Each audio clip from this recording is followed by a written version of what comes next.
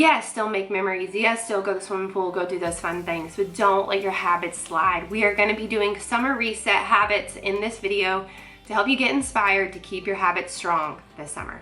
Summer is here, and maybe that means so many different things for you, but it could mean slowing down. It could mean beach, swimming pool, lazy days, but I want to challenge you that before you jump into all those things, and you should, that you need to keep your habits going. You need to keep building your habits, because your habits have been chosen purposefully, if they're habits that are good ones and that you're working on, because they help you become who you want to be. And if we let all those slide, we're really gonna take a step back in the summer and then have to restart in the fall. And this cycle just happens and happens. So if you build this summer, you keep building on your habits, you take those steps forward, come fall, when everybody else is just revving back up, you're gonna be like ready to go. So the number one habit I wanna challenge you with is to get ready every day. I think it's so tempting in the summer to be like, I'm gonna get sweaty, I'm gonna get hot, like what does it even matter? You don't have to do a full face of makeup if you don't want to, if you're gonna be sweating. And you don't have to curl your hair if you don't want to.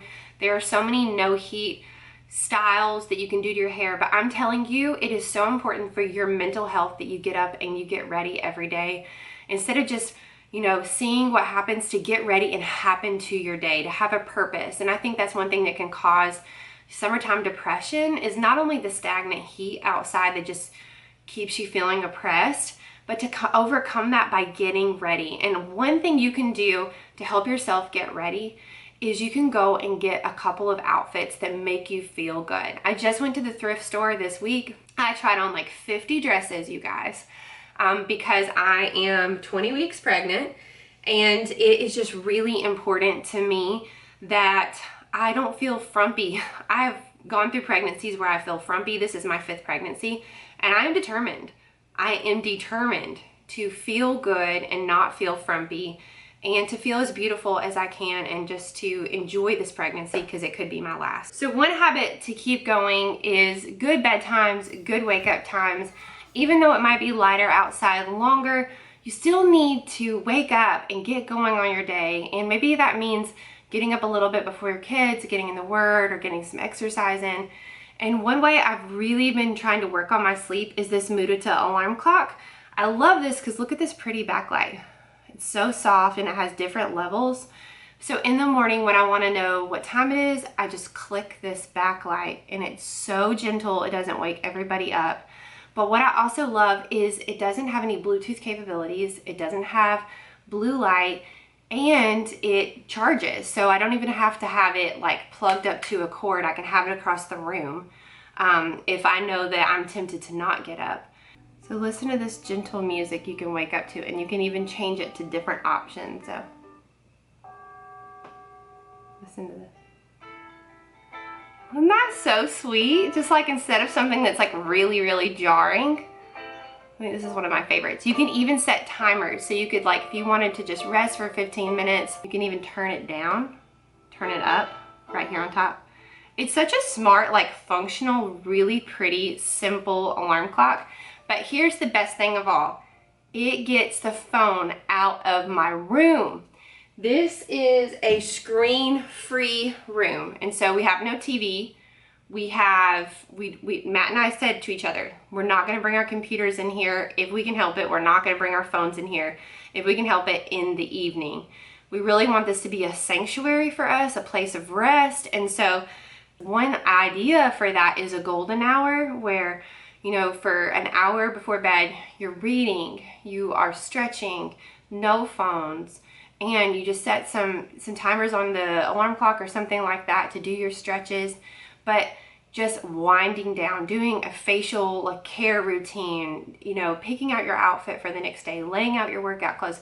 Consider having a golden hour. It really, really helps you set up for the next day, and just to feel like you're landing the plane, taking your supplements, drinking a glass of water, stuff like that. It's harder to do that if your phone is in your room, because it's a nudge to scroll. And that is just I feel like one of the dirtiest habits for me, because it just, well, one, I'm comparing. Two, I'm not good for anything after I do a bunch of scrolling, and it's just not the person I want to be. And so I know that's a problem for a lot of people. So getting the phone out of the room is really helpful. So now I'm going to do some meal planning. I got to get some groceries for this week. One of the other habits I'm really trying to work on is as many home cooked meals as possible. Now that I'm in the second trimester, it's a little bit easier to not be eating out. You know, we've got baseball going on, so I've really even got to plan further. I've got to plan snacks and meals that can even go on the go and in the cooler. So I'm going to sit down, and just doing some of that meal planning is going to help me stay on track with that goal of eating at home, eating as healthy as possible. I'm using the Magnolia new cookbook that my mom got me. I know it's not always the healthiest, but sometimes I can figure out like healthier swaps for certain ingredients. But it gets my mind going and it gets me ideas. I think that's one part of home cooking, is to keep it fun, like to keep eating things that you enjoy, things that you want to keep learning and growing in. Like if you're growing in the kitchen, you're going to be far more excited about cooking. If it's just something you have to do, then it's just not going to be something you look forward to. So I think that if you're cooking for a family, like letting it be a pursuit of a lifetime is really something that keeps it fresh and different. Another habit for me is drinking my minerals. It's so important that you have minerals. My friend Molly, I mentioned her earlier, she is a nutritionist, and she has talked to me so much about why minerals are important. And one of the things she taught me is, you know, it's a really oversimplified version, but minerals help the water get into the cell wall. It helps you actually to stay hydrated, and we should get minerals from water and from food, but you know, we have our water that's being sanitized and cleaned for us, and that's stripping out minerals, but it's also stripping out bad stuff, even the Berkey, which I love. I'm out of breath, but it's stripping out minerals too, you know, so adding back purposeful minerals. But then also you should be getting it from food, but you can't really get it from food a lot of times because the soil itself is depleted. You know, if it's traditional agriculture and they're growing the same things over and over, the soil is really depleted. So that's why it's important to eat, you know, local vegetables, especially growing your own vegetables. But if you can't really do that, if you're not into that at the moment, adding minerals to your water is really helpful.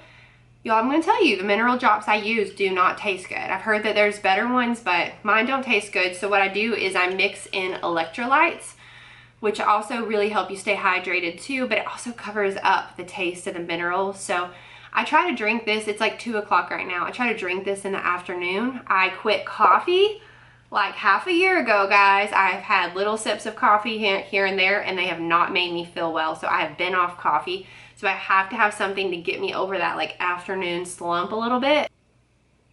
I really like these electrolytes from Just Ingredients. She just dropped these, I think, a week ago.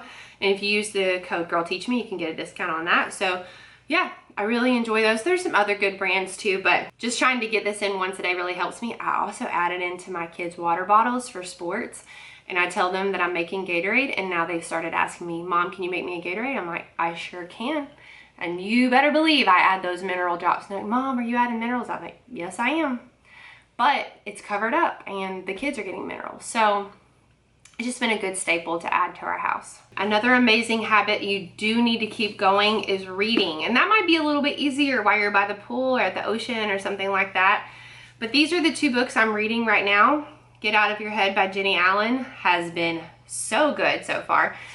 I have my master's in sports psychology, so I geek out over what the mind can do, but also love that the Lord talks about our heart and our mind so often through scripture, and that it doesn't have to be separate or exclusive. Like when we think positive thoughts, it is doing something to our brain. When we think negative thoughts, it's doing something to our brain, and the Lord knows that.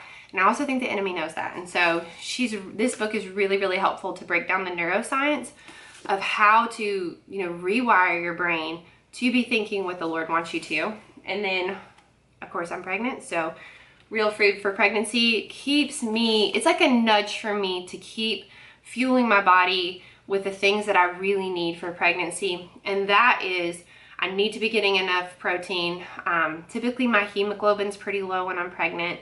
Of course, the mineral water and just staying hydrated. And so this book has been really good so far. It's a little bit clinical, but I don't mind it, and I feel like I'm learning a ton.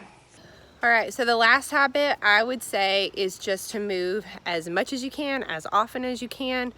And whatever you're wearing, I am wearing what I wore to church today and just threw on some old grubby tennis shoes.